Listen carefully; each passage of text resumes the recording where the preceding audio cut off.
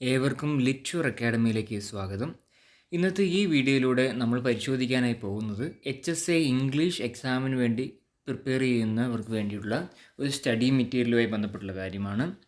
വീഡിയോയുടെ കണ്ടന്റിലേക്ക് കടക്കുന്നതിന് മുമ്പായി നിങ്ങളുടെ അറിവിലേക്കായി ഷെയർ ചെയ്യുകയാണ്. ഈ വരുന്ന സെപ്റ്റംബർ മാസം ആദ്യ ആഴ്ചയോടുകൂടി സെറ്റ് എക്സാമിന് വേണ്ടി ഒരു ഓൺലൈൻ കോച്ചിങ് നമ്മൾ ആരംഭിക്കുകയാണ്. തുച്ഛമായ നിരക്കിലാണ് നമ്മൾ പ്ലാൻ ചെയ്തിരിക്കുന്നത്. താല്പര്യമുള്ള വിദ്യാർത്ഥികൾ ദയവ് ചെയ്ത് ഡിസ്ക്രിപ്ഷൻ ബോക്സിൽ നൽകിയിരിക്കുന്ന വാട്സപ്പ് നമ്പർ മുഖേന ബന്ധപ്പെടാനായിട്ട് ശ്രമിക്കുക.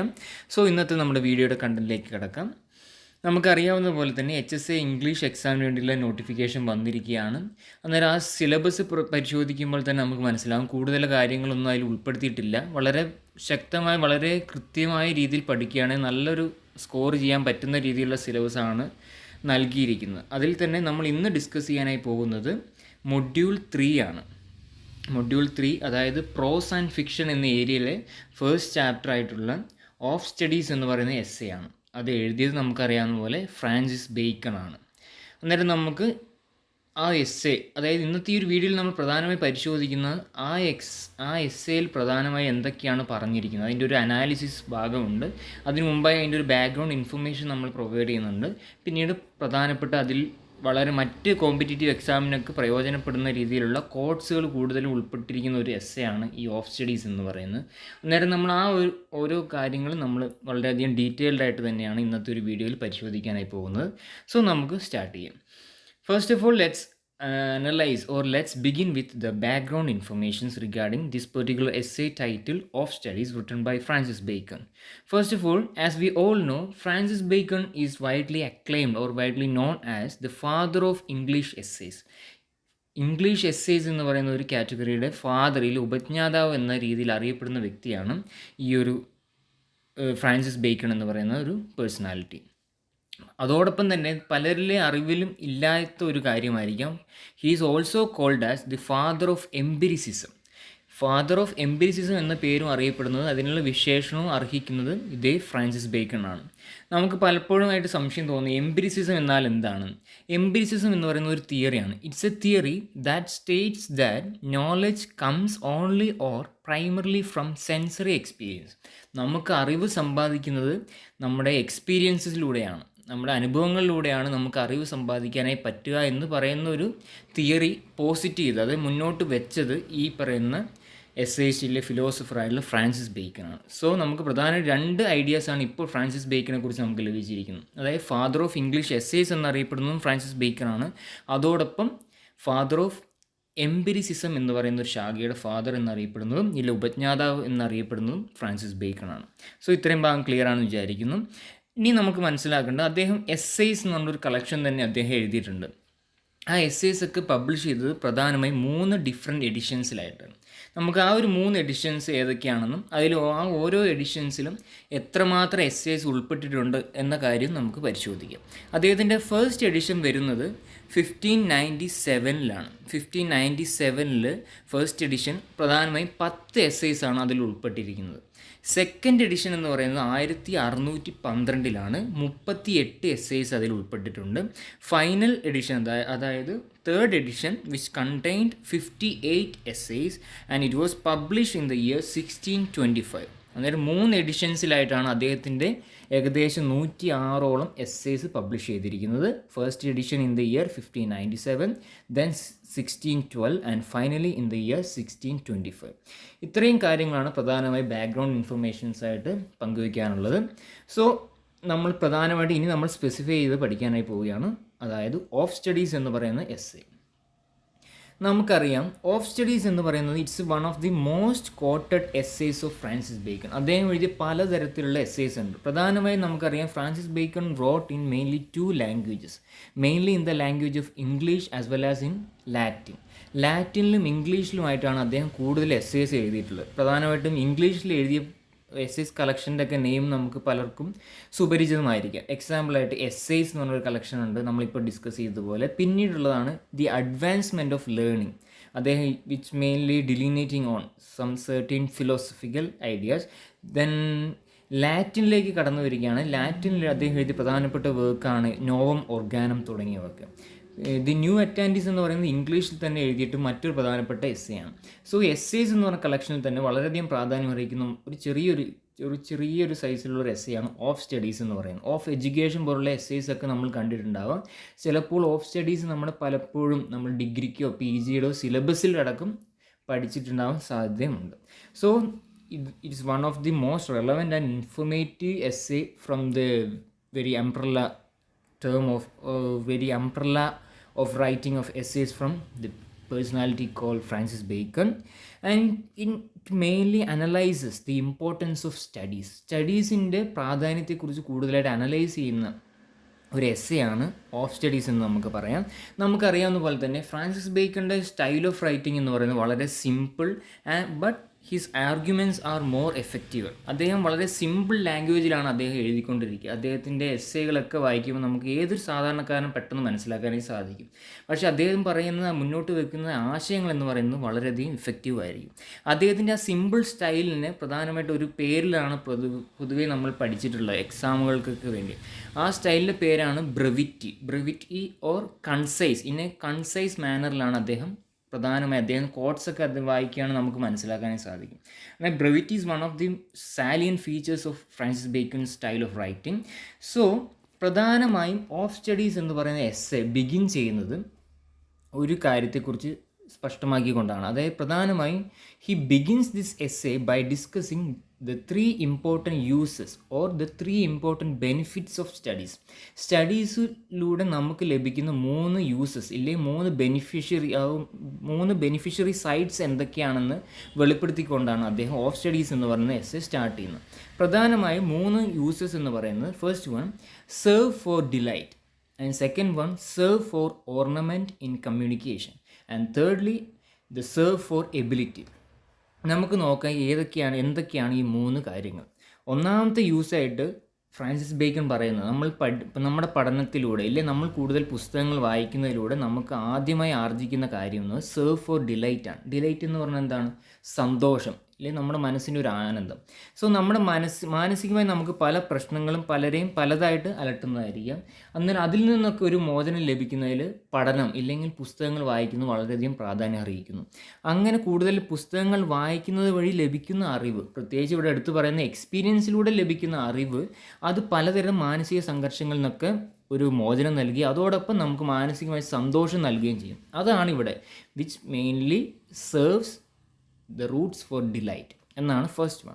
Secondly serve for ornament in communication. നമുക്കറിയാം ഓർണമെൻറ്റ് എന്നൊക്കെ പറയുന്നത് എന്താണ്? നമ്മുടെ ആഭരണങ്ങൾ മറ്റുള്ളവരൊരു പ്രധാന ചടങ്ങുകളിൽ എല്ലാവരും മുമ്പിലൊക്കെ ധരിക്കാവുന്നതും നമ്മൾ മറ്റുള്ളവരെക്കാളും കുറച്ചും കൂടി അട്രാക്റ്റീവ് ആണെന്ന് കാണിക്കുന്നതിന് വേണ്ടിയിട്ടാണ് പ്രധാനമായിട്ട് നമ്മൾ അങ്ങനെയുള്ള ആഭരണങ്ങൾ ധരിക്കാറ്.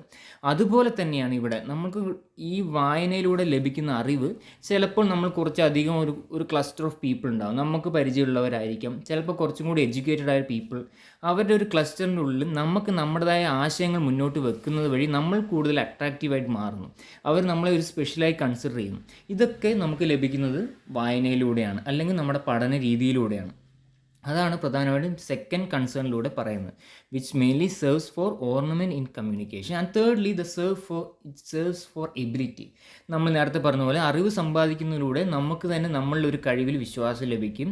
പ്രധാനമായും ഇവിടെ ഡിസ്കസ് ചെയ്തിരിക്കും ബിസിനസ് പേർപ്പസിനുള്ള എല്ലാം വേണ്ടി നമ്മൾ കൂടുതലായിട്ട് ഒരു മേജർ ശക്തിയായിട്ട് മാറുന്ന പോലെയാണ്. അതാണ് മെയിൻലി സെർവ്സ് ഫോർ എബിലിറ്റി. നമ്മൾ തന്നെയുള്ള ഒരു കഴിവ് വർദ്ധിക്കുന്നതായിട്ടാണ് ഈ പഠനങ്ങളിലൂടെ തെളിയിക്കപ്പെടുന്നത്.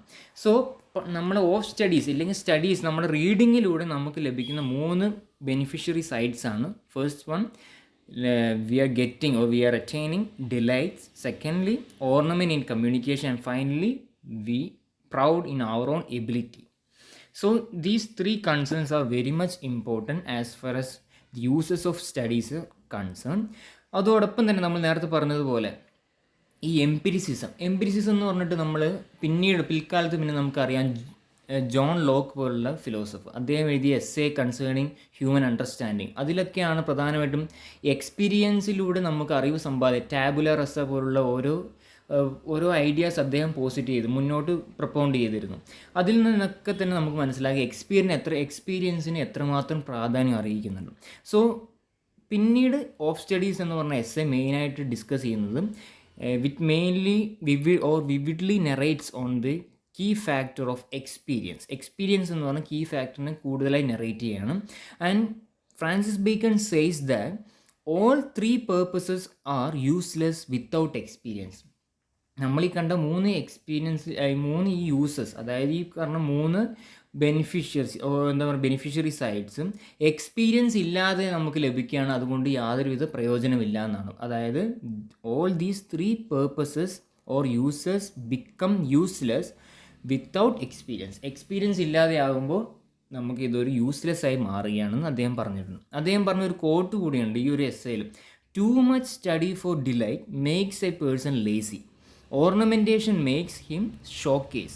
Cramming bundle of rules from books does not increase his ability, nor does it help him enhancing his thinking capacity.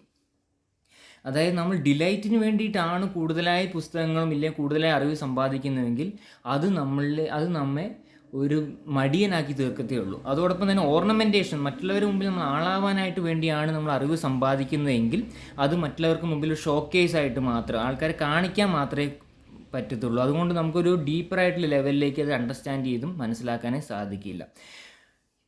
ആ ഒരു കാര്യമാണ് പ്രധാനമായിട്ടും ഫ്രാൻസിസ് ബേക്കൺ അതിൽ പറഞ്ഞിരിക്കുന്നത്. അതോടൊപ്പം തന്നെ അദ്ദേഹം കൂട്ടിച്ചേർക്കുന്ന ഒരു കാര്യം കൂടിയുണ്ട്: every one has natural abilities and studies make them perfect, but along with studies the experience is also required to gain perfection.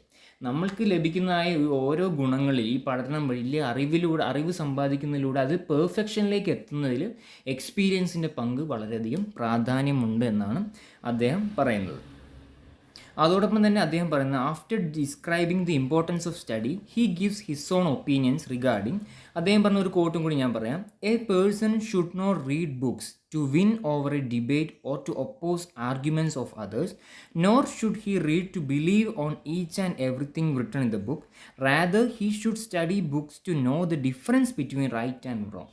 അതായത് ഒരു വ്യക്തി ഒരു പുസ്തകം വായിക്കേണ്ടത് മറ്റുള്ളവരുടെ മുമ്പിൽ ആളാവാനോ ഇല്ലെങ്കിൽ ഒരു സംവാദത്തിൽ അദ്ദേഹത്തിൻ്റെ ഭാഗം വിജയിക്കുന്നതിന് വേണ്ടി സമർത്ഥിക്കാനോ വേണ്ടിയിട്ടാവരുത്.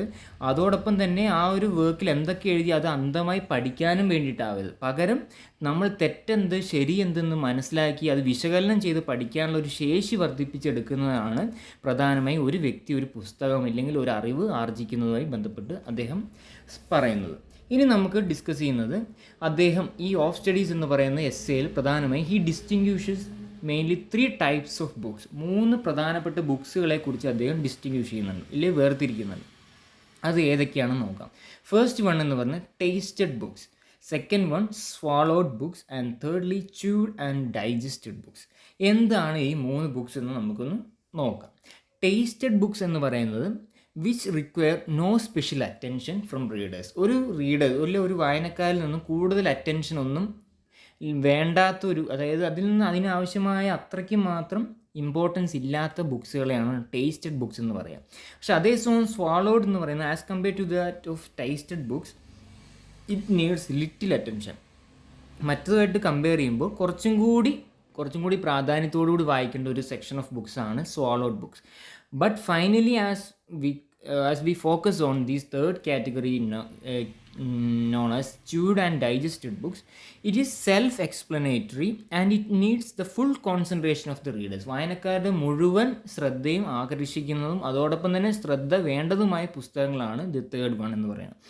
അതോടൊപ്പം തന്നെ each word and every lines should be ച്യൂഡ് completely and then digested. ഈ ച്യൂഡ് ആൻഡ് ഡൈജസ്റ്റഡ് എന്ന് പറയുന്ന ആ കാറ്റഗറിയിൽ ഉൾപ്പെടുന്ന ബുക്സിൻ്റെ ഓരോ ലൈനും അതെന്താണ് മനസ്സിലാക്കാൻ, അതെന്തൊക്കെയാണ് അതിൽ പ്രധാനമായി സമർത്ഥിക്കുന്ന കാര്യങ്ങളെന്ന് ആദ്യം മനസ്സിലാക്കുകയും അത് ശരിയായി ച്യൂ ചെയ്തതിന് ശേഷം അത് ഡൈജസ്റ്റ് ചെയ്ത് മാറ്റാനായിട്ട് ശ്രമിക്കുക. അതാണ് പ്രധാനമായും ഫ്രാൻസിസ് ബേക്കൺ മുന്നോട്ട് വെക്കുന്ന 3 തരത്തിലുള്ള പുസ്തകങ്ങൾ എന്ന് മനസ്സിലാക്കുക. അന്നേരം നമ്മളിപ്പോൾ കണ്ടത് പ്രധാനമായും ഒരു അനാലിസിസിൽ ഫസ്റ്റ് പാർട്ട് എന്ന് പറയുന്നത് അദ്ദേഹം 3 യൂസസ് ഓഫ് സ്റ്റഡീസ് നമ്മൾ കണ്ടു.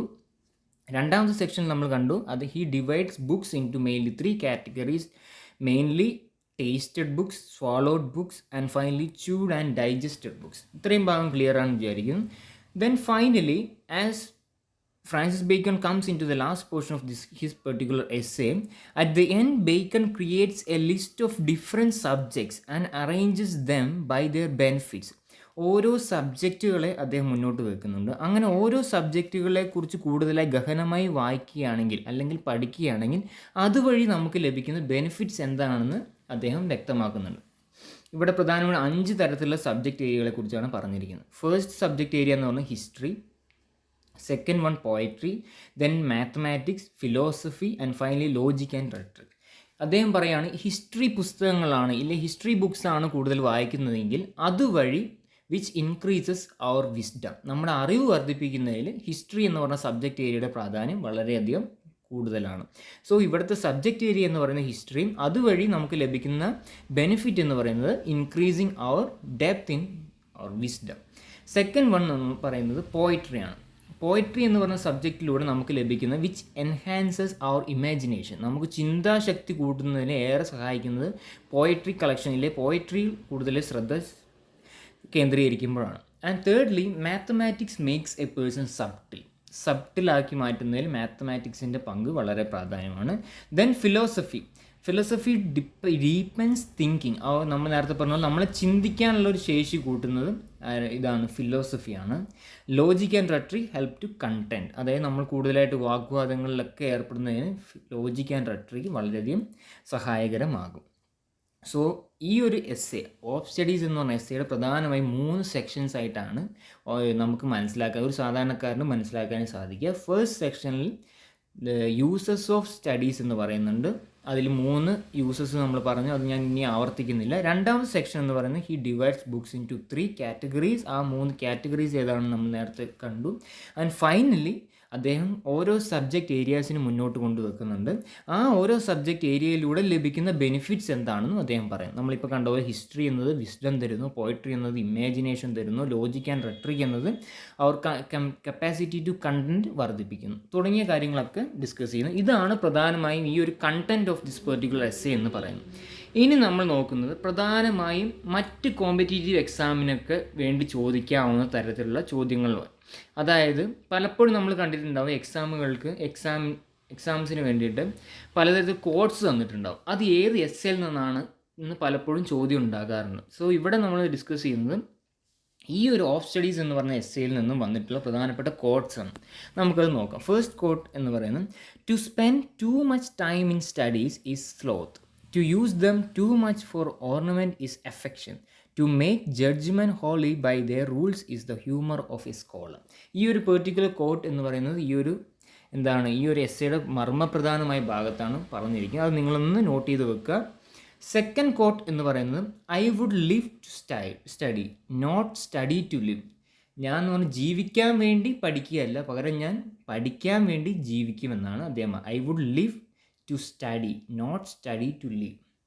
ഇത് വളരെ പ്രാധാന്യം അർഹിക്കുന്ന ഒരു കോട്ടാണ്. അതും ഈ ഒരു ഓഫ് സ്റ്റഡീസ് എന്ന് പറയുന്ന ഈ ഒരു എസ്സേയിലുള്ളതാണ്. ആൻഡ് തേർഡ് കോട്ട് എന്ന് പറയുന്നത് some books should be tasted, some devoured, but only a few should be chewed and digested thoroughly. ഇതാണ് നമ്മുടെ സെക്കൻഡ് സെക്ഷൻ ഓഫ് എസ്സേയിൽ നമ്മൾ കണ്ടത്. അതായത് നമ്മൾ കണ്ടു 3 തരത്തിലുള്ള ബുക്സ്. അതിനെക്കുറിച്ച് പറയുന്ന ഒരു കോട്ടാണ് ഇവിടെ ഇപ്പോൾ നൽകിയത്. ഇതാണ് തേർഡ് കോട്ട്. അന്നേരം ഈ ഒരു 3 കോട്ട്സ് വളരെയധികം പ്രാധാന്യം അറിയിക്കുന്നതാണ്. ഈ ഓഫ് സ്റ്റഡീസ് എന്ന് പറഞ്ഞ എസ്സേ പഠിക്കുന്ന വിദ്യാർത്ഥികൾ ശ്രദ്ധിക്കേണ്ടതാണ്. സോ ഇന്നത്തെ ഒരു വീഡിയോയിൽ നമ്മൾ ഇത്രയും കാര്യങ്ങളാണ് പ്രധാനമായി ഉൾപ്പെടുത്തിയത്. നമുക്കൊന്നും കൂടി സമ്മറൈസ് ചെയ്യാം എന്തൊക്കെയാണ് പ്രധാനമായിട്ട് ഡിസ്കസ് ചെയ്യുന്നത്. നമ്മൾ first of all discussed A background information regarding Francis bacon and his 3 important editions of publishing the essay collection in the respective years. Then we have seen he is known as the father of English essays and father of empiricism. Then പിന്നീട് നമ്മൾ എസ്സേയിലേക്ക് കടന്നു ചെന്നപ്പോൾ നമുക്ക് മനസ്സിലായി 3 sections ഉണ്ട്. അത് ഞാൻ ഇനി ആവർത്തിക്കുന്നില്ല. പിന്നെ നമ്മൾ പ്രധാനമായിട്ട് 3 കോഡ്സ് നമ്മൾ ഡിസ്കസ് ചെയ്തിട്ടുണ്ട്. സോ ഇന്നത്തെ ഒരു വീഡിയോ നമ്മൾ പ്രധാന ഉദ്ദേശം ഇത്ര മാത്രമാണ്. ഇത് വളരെയധികം യൂസ്ഫുൾ ആയെന്ന് വിചാരിക്കുന്നു. അതോടൊപ്പം തന്നെ നിങ്ങളിലേക്ക് എത്തിക്കാനായിട്ട് ആഗ്രഹിക്കുന്ന ഒരു കാര്യം കൂടിയാണ്, നമ്മൾ നേരത്തെ പറഞ്ഞതുപോലെ സെറ്റും നെറ്റിൻ്റെയും കോച്ചിങ് നമ്മൾ ഇതോടൊപ്പം നൽകുന്നുണ്ട്. താല്പര്യമുള്ള വിദ്യാർത്ഥികൾ ഉണ്ടെങ്കിൽ ഡിസ്ക്രിപ്ഷൻ ബോക്സിൽ നൽകിയിരിക്കുന്ന വാട്സപ്പ് നമ്പർ മുഖേന ബന്ധപ്പെടാനായിട്ട് ശ്രമിക്കുക. വളരെ തുച്ഛമായ ഫീസ് നിരക്കിലാണ് നമ്മൾ പ്ലാൻ ചെയ്തിരിക്കുന്നത്. ഇതുപോലുള്ള ക്ലാസ് എന്ന രീതിയിൽ തന്നെ ഇതുപോലുള്ള ട്രയൽ മോഡൽസ് തന്നെയാണ് നമ്മൾ ക്ലാസ്സുകൾ നൽകാൻ ഉദ്ദേശിക്കുന്നതും. സോ ഇന്നത്തെ വീഡിയോ നിങ്ങൾക്ക് ഇഷ്ടമായെങ്കിൽ ദയവ് ചെയ്ത് ചാനൽ സബ്സ്ക്രൈബ് ചെയ്യാനായിട്ട് മറക്കാതിരിക്കുക. അതോടൊപ്പം ചാനൽ ലൈക്ക് ചെയ്യുക, മറ്റ് നിങ്ങളുടെ ഫ്രണ്ട്സിലേക്കും ഷെയർ ചെയ്യാനായിട്ട് ശ്രമിക്കുക. So it's bye from Litshore academy. Thank you all.